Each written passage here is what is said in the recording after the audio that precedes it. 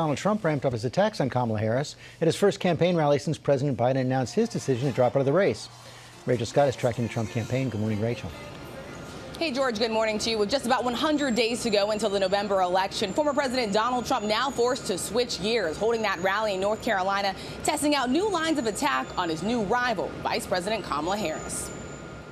With President Biden now out of the race, Donald Trump returned back to the campaign trail, ready to attack his new rival, Vice President Kamala Harris. Now we have a new victim to defeat, Lion Kamala Harris. Trump repeatedly mispronouncing Harris's name and zeroing in on her role in the administration. She was tasked with addressing the root causes of migration at the southern border. The borders are. When you look at how bad they are, you say, you know, I like Trump, but now I really like Trump because we don't want to go back. But Trump not letting up on President Biden. His advisors posting these photos of the former president watching Biden's Oval Office address on his plane.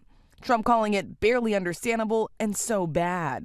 Less than a week ago, Trump called for unity during the Republican National Convention, saying he wanted to be a president for all Americans after surviving an attempted assassination. But back on the trail, he returned to his insults and false claims about the 2020 election. If you don't mind, I'm not going to be nice. Is that okay? They want me to be nice.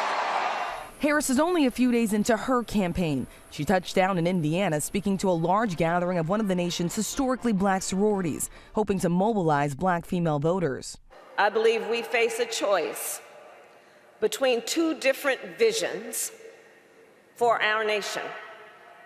One focused on the future, the other focused on the past. And with your support, I am fighting for our nation's future. On Capitol Hill, some Republicans taking aim at her identity, labeling her a diversity hire, or DEI for diversity, equity, inclusion. I think she was a DEI hire. 100%. She was a DEI hire. Sources tell ABC News Speaker Johnson has privately warned Republicans to stop, urging members to focus on her record instead.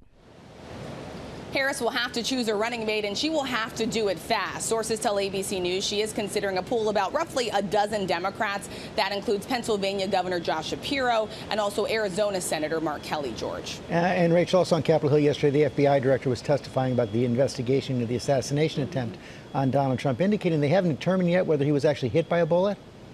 Yeah, the FBI director was testifying in front of House lawmakers, and he said it's still an open question about whether the former president was hit with a bullet or shrapnel or another piece of a fragment that hit the former president. Of course, after the shooting, it was Donald Trump that said that he was pierced in the right ear by a bullet. In the days that followed, his doctor released a letter saying that the bullet came within about a quarter inch of his head. The FBI, though, this is still an open investigation, and they say it's all hands on deck, George. Rachel Scott, thanks very much.